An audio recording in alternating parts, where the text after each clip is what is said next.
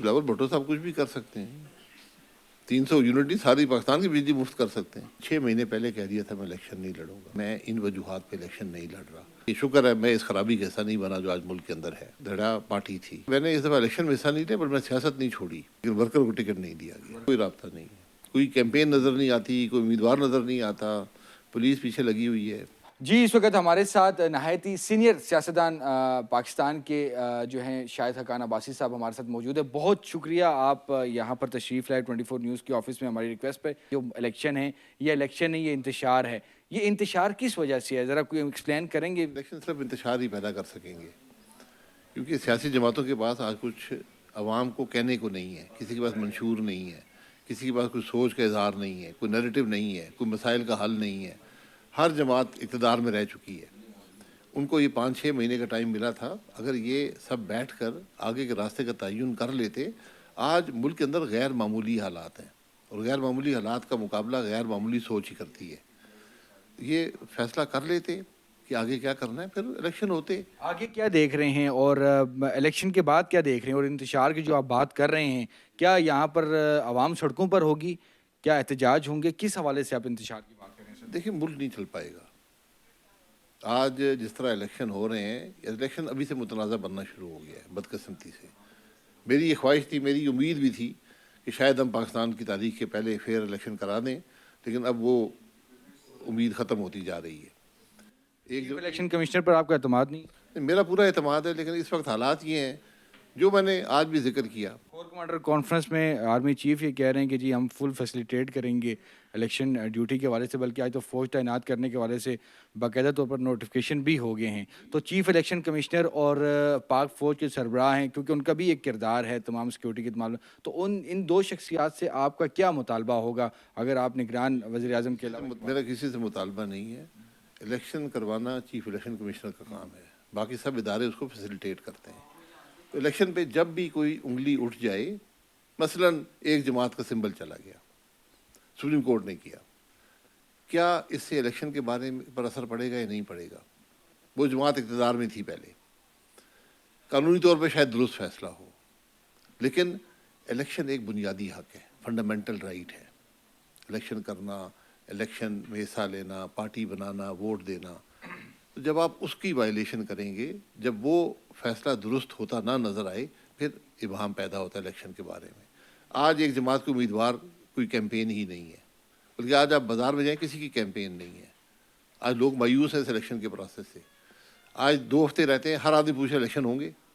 یہ اس الیکشن کی سب سے بڑی ناکامی یہ ہے کہ آج لوگ سوال کر رہے ہیں، ہر شخص. ابھی میں ایک ٹی وی چینل میں تھا تو اینکر مجھ سے پوچھتے الیکشن ہوں گے. میں نے کہا یار 2 ہفتے رہ گئے. تو آج لوگوں کا اعتماد اٹھ کے الیکشن سے.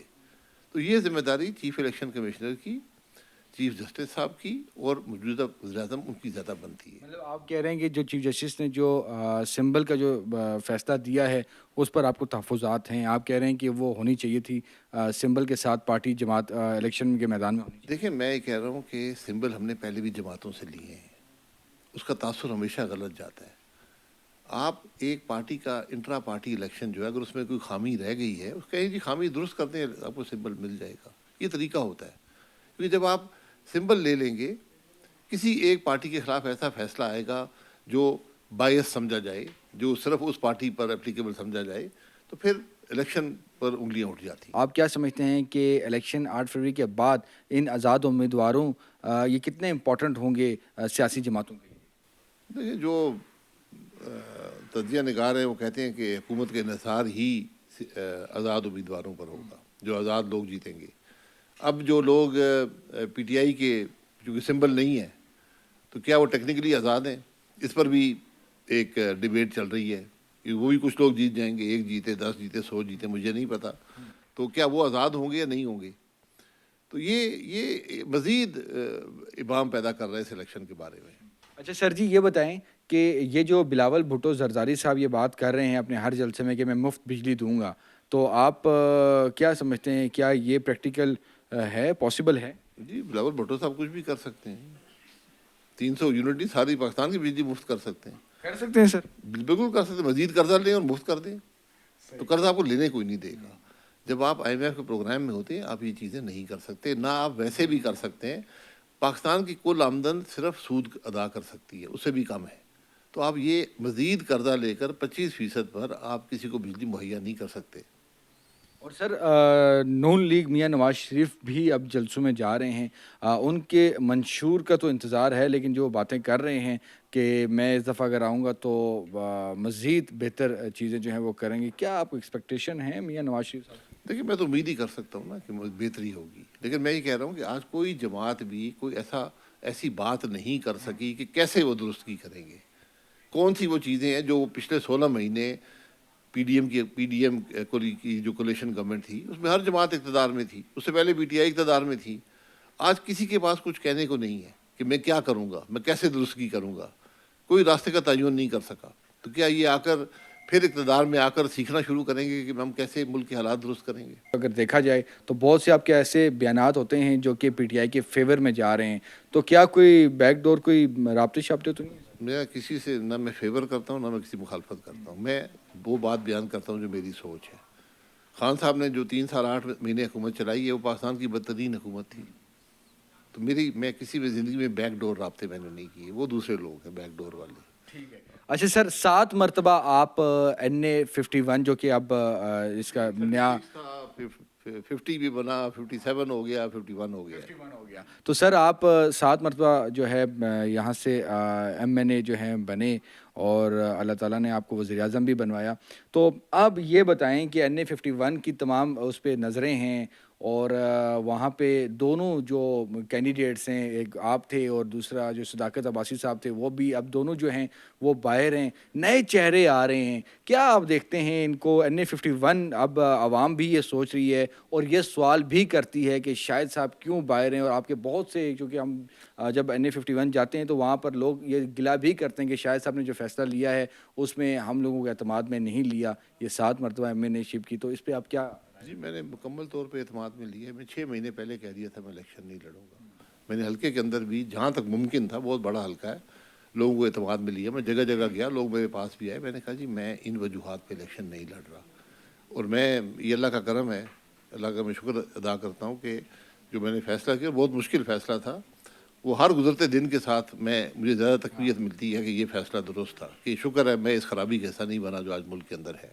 تو سر یہ بتائیں کہ اب آپ کا جو دھڑا ہے، کیونکہ ظاہر سی بات ہے ایک بہت بڑا ووٹ بینک آپ کے ساتھ ہے، ہم نے 2018 میں بھی دیکھا. تو یہ بتائیں کہ اب آپ لوگ کس کو آپ کا جو شاہد خاقان عباسی صاحب کا جو دھڑا ہے پورا، وہ کس کو سپورٹ کرنے جا رہے ہیں؟ دیکھیے میں نے دھڑے کی بات جو ہوتی ہے، دھڑا پارٹی تھی، پارٹی ہم نے بنائی. اس علاقے میں بہت سے لوگ ہیں جو آپ کی سیاست کو پسند کرتے ہیں، آپ کی ذات کو پسند کرتے ہیں، وہ ایک دھڑا سا بن جاتا ہے. لیکن میں نے ہمیشہ ایک سوچ اور فکر کی سیاست وہاں پر کی ہے. ایک بہتر سیاست ہو، ایک شرافت کی سیاست ہو، خدمت کی سیاست ہو. تو وہ اب دیکھیں گے. میں نے اس دفعہ الیکشن میں حصہ نہیں لیا، پر میں سیاست نہیں چھوڑی. تو انشاءاللہ دیکھیں گے مستقبل کیسا ہوتا ہے.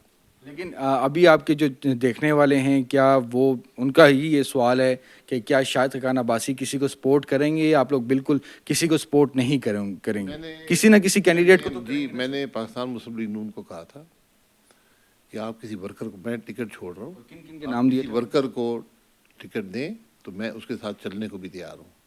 لیکن ورکر کو ٹکٹ نہیں دیا گیا. لیکن سر راجہ صغیر صاحب کو تو ٹکٹ دیا گیا. جی سارا سیر صاحب سے وعدہ ہو چکا تھا.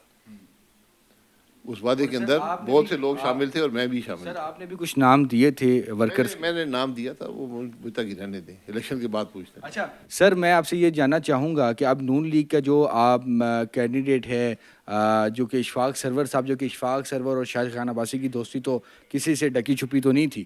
اور اب آپ یہ بتائیں کہ کیا جو اسامہ جو سرور ہیں، انہوں نے کوئی آپ سے رابطہ کیا، کوئی آپ سے انہوں نے کوئی گائیڈ لائن لینے کی کوشش کی، یا کوئی ابھی تک کوئی ووٹ کے حوالے سے آپ سے کوئی؟ نہیں میرا کوئی رابطہ نہیں ہے، نہ اس کی ضرورت ہے. وہ اپنے الیکشن لڑیں جو بھی. انہوں نے بھی آپ سے رابطہ نہیں؟ نہیں کوئی رابطہ نہیں.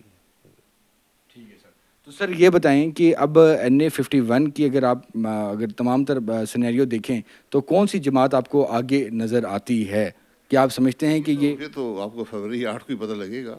لیکن میں نے کہا نا کیمپین آج بڑی ایک عجیب کیمپین ہے کہ جو جماعت اقتدار میں تھی، جو 2018 کے الیکشن میں نام نہاد جیت کرائی تھی، اس کا آج وجود ہی نہیں ہے. کوئی کیمپین نظر نہیں آتی، کوئی امیدوار نظر نہیں آتا، पुलिस पीछे लगी हुई है। ये पता नहीं अब कौन सी सियासत है, लेकिन बहरहाल ये सियासत चल रही है। अब वक्त बताएगा क्या होता है। सर एक चीज़ आपसे मैं पूछना चाहूँगा, अगर आप इजाज़त दें तो ये बताएं सर, ये बताएं कि क्या सदाकत अब्बासी को आपने ये मैसेज दिया था कि आप अगला इलेक्शन नहीं लड़ेंगे? नहीं, मैंने सदाकत अब्बासी से कभी बात ही नहीं हुई है। मैंने टीवी पर कहा था, 6 महीने से पहले मैंने कहा था मैं इलेक्शन नहीं लड़ूंगा। सर नॉलेज थी ये कोई। सही हो गया। तो सर जो मैडम सादिया हैं वो किसको सपोर्ट करेंगी, और वो क्योंकि जाहिर सी बात है आपका ख़ानदान है। उनका फैसला है, जिसको भी मर्जी सपोर्ट करना चाहें, उनकी अपनी सोच है सियासत में। मुझसे वो मशवरा करके सियासत नहीं करती। तो आप एक तरफ आप हल्के से भी मतलब कि आज जो एंटी करप्शन के हवाले से जो चीज़ें आई हैं, कैसा आपको महसूस हुआ? जो कि तरक्याती काम आप करवा रहे थे, अब उस पे ही एंटी करप्शन आप लोगों को बुला के सवालात जो आप बात कर रहे हैं। ना एंटी करप्शन को पता था कि सवाल क्या हैं, ना उनको पता था कि एक सादे कागज में 4 सतरें लिखी हुई थी कि ये 2 स्कीमें हैं जो जिसमें मनपसंद ठेकेदारों को ठेके दिए गए। तो उसका जवाब लिख के दे देंगे, ये पीटीआई की स्कीमें हैं। उनसे पूछना किसको देते रहे। ये बताएं सर कि कौन कौन से उम्मीदवार हैं जिन्होंने जाहिर सी बात है आपको राब्ता किया होगा, जो कि अभी इस वक्त कंटेस्ट कर रहे हैं कि जी हमें आपकी सपोर्ट रिक्वायर्ड। देखिए, मेरा हमेशा मैंने अपना सियासत ओपन रखी है, जो भी मिलना चाहता है। आप यकीन करें, मैंने ऐसे इलेक्शन भी थे कि जो शख्स मेरे खिलाफ इलेक्शन लड़ रहा था, हम मिलते थे, मशवरा करते थे आपस में। सियासत का एक मेयार होना चाहिए। हमने अल्लाह के करम से इस हलके में कम अज़ कम एक शराफत की सियासत का मेयार मुकर्रर किया है। मैं उस मेयार को बरकरार रखना चाहता हूँ। तो मैं हर एक से मिलता हूँ, जो मिलना चाहे मैं हाजिर हूँ। लेकिन अभी तक नून लीग के किसी कैंडिडेट जो कि अभी मौजूद हैं, नून लीग वाले वो परेशान होते हैं मुझसे मिलके, पता नहीं उनको नुकसान ना मिल हो जाए कि बड़ी बात है। पार्टी उनसे पूछ ले कि क्यों मिले हो जाके, वो जरा थोड़े परेशान रहते हैं। लेकिन सर आप नहीं समझते कि जो इशफाक सरवर के जो बेटे हैं, जो कैंडिडेट हैं, उनको मतलब कि आपके पास आना चाहिए, या जो बात जरूरत नहीं है, वो अपना इलेक्शन लड़ रहे हैं। आपकी भी सपोर्ट नहीं होगी? बहुत माशाल्लाह हम समझदार लोग हैं, मुझसे ज़्यादा। आपकी उनको? देखिए, मैंने पहले कहा कि मैं सिर्फ नून लीग के वर्कर को सपोर्ट कर सकता था। अच्छा, एट दी एंड मुझे ये बताएं कि क्या शाहिद खकान अब्बासी इन 8 फरवरी के इंतखाबात के बाद जो बातें चल रही हैं कि जी आप पार्टी बनाएंगे, तो क्या उसकी कोई तैयारियां हो रही हैं? मैं पार्टी बनाऊँ या ना हो, पार्टी ज़रूर बनेगी। और मैं अपनी सियासत का रुख का तयन उस वक्त करूँगा। पार्टी में हिस्सा बनूँ, जैसे भी करूँ, इंशाल्लाह सियासत में मेरी कोशिश है, मेरी जिम्मेदारी है कि सियासत में अपना किरदार अदा करूँ। सर हम ख्याल कितने लोग हैं जो कि इस वक्त आपके राब्ते में हैं? इस ख्याल जब आप सफ़र शुरू करें तो साथी मिल जाते हैं। तो आपकी गहरी नज़र होगी 8 फरवरी के इंतखाबात के हवाले से? नहीं, मेरी कोई गहरी नज़र नहीं है, क्योंकि ये इलेक्शन जो है एक नाकाम और फरसूदा और इंतशार का बायस बनने वाले इलेक्शन है। आप अपने मौके पे एज इट इज़ कायम। मैं वो